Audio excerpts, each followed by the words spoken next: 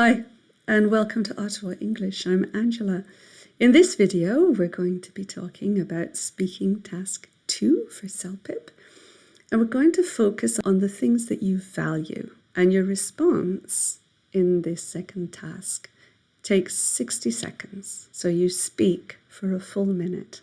The first example I've got here is for a family heirloom, and the prompt says, talk about a family heirloom that's been passed down from generation to generation through your family.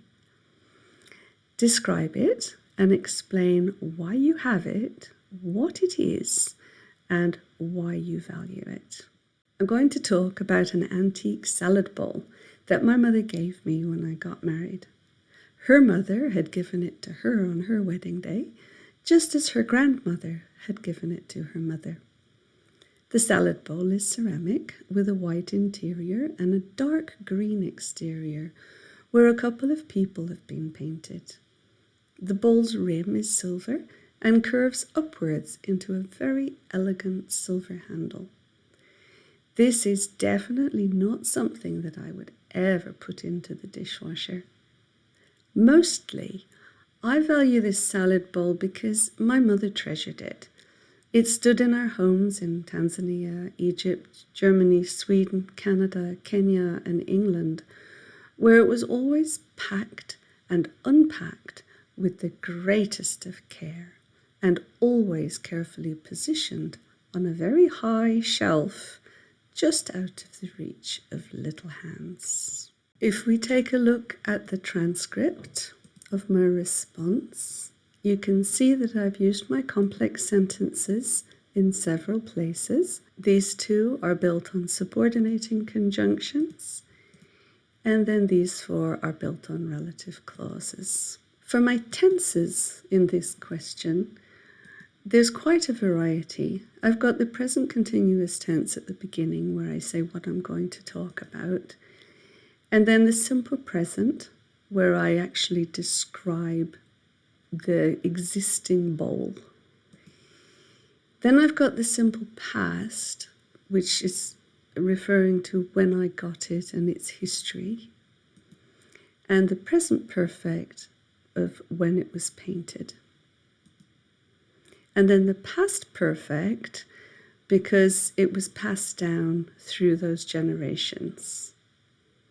So it's very important that you get those tenses in the right place and that your examiner hears the full tense. So don't forget those endings. In this second example, the prompt asks you to talk about a piece of jewelry that you value, to describe it, explain what it is, and why you value it.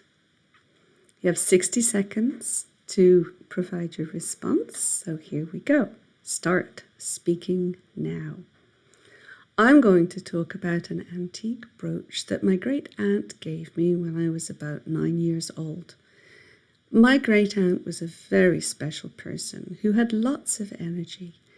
She used to dry flowers and make them into postcards and letterheads in the days before instant messaging, and everyone loved to receive them.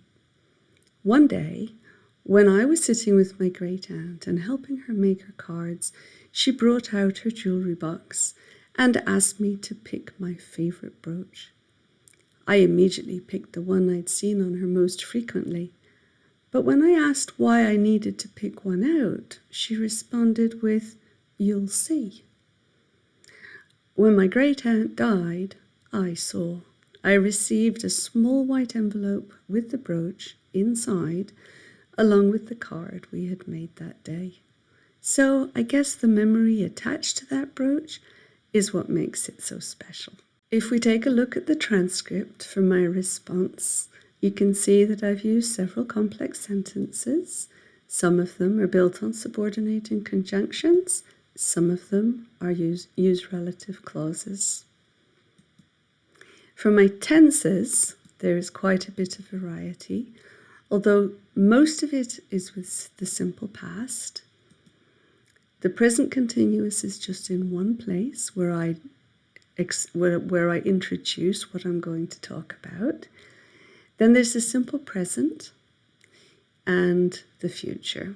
And in two places I've got the past perfect because I'm identifying a time before a time in the past. In this third example, we're going to talk about a piece of art that I value, and the question asks me to describe it, explain what it is, and why I value it. So my 60 seconds starts now. I'm going to talk about a painting of my family's summer home. The house sits on a quiet lake right across from a public beach and alongside a stream that flows from the lake through the small town of Bridgeton, Maine.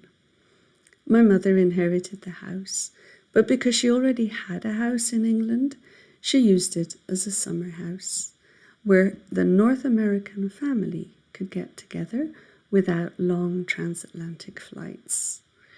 The little red house with its gardens, lake and stream was picturesque enough to become the subject of puzzles, placemats and coasters over the years. Whenever we went to visit, there seemed to be an artist painting a picture of that house. I value this picture not only because it's pretty, but also because of the memories it holds of family get-togethers.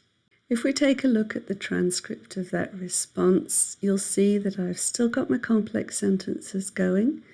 There are 4 that are built around subordinating conjunctions, 3 that are built around relative clauses, and then 1 that's built around a correlative conjunction. For my tenses, I've used the simple past to describe the history of my house. I've used the present continuous to introduce it, and I've got the simple present for the things that haven't changed. If your CELPIP Speaking Task 2 asks you to describe something that you value, make sure that you've got some 1-minute talks prepared about things that you care about. When you talk about them, introduce them, describe whatever that thing is, and then tell the examiner why you value it. If you're preparing for your CELPIP test and you need a little bit of help, keep in mind that working with a tutor turns your passive learning into active learning. It targets the things that matter, and it saves you time trawling through YouTube. You can reach me at 613-614-6460, or you can email me at angela@ottawa-english.com. Use a range of complex sentences, they're important. Make sure your word endings agree, make sure that examiner hears your D. And stop before the minute runs out so that you don't miss out on points for completeness. And finally, use appropriate tenses.